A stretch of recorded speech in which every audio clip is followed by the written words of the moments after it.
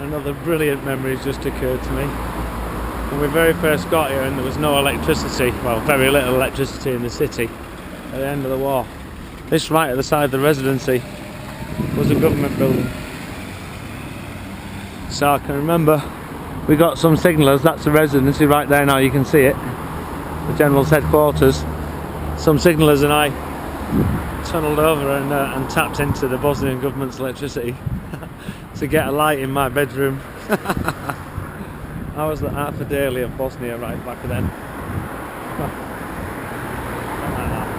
Now we're walking down, again down here. It was a real serious danger point for snipers, and down probably about 700 metres and then to the right, and then we're going to go back to my old base, the Holiday Inn, which is my second job here in Sarajevo, setting up the Coalition Press Information Centre in the Holiday Inn, which is on the old infamous Sniper Alley.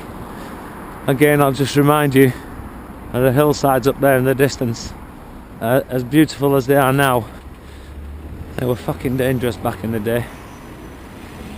You can still see scars on this building right here of the hand-to-hand stuff that went on. I can remember all of these flats were destroyed.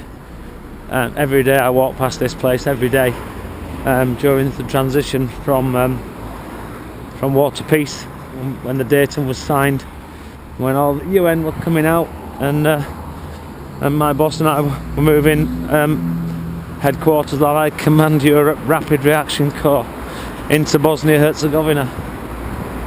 It's a different place now, I guess, but not in as much as the people still struggle here to eke out a reasonable existence, I guess, in my opinion. The place I'm staying at that's been gifted to me has one room that's completely no walls and bare earth, one room with nothing in but a small heater and no kitchen, and there's a bathroom with cold water.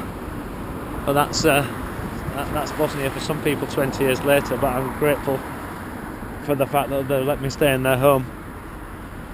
Again, look, you can see scars of war on the buildings still remain. Not a single window was in these buildings. I remember walking by one day and this whole floor here was on fire. You can see up in the far distance there a huge scar from a shell, and again that's coming back from the hills that seem way back in the distance there, but they're still in striking distance of the city, believe me.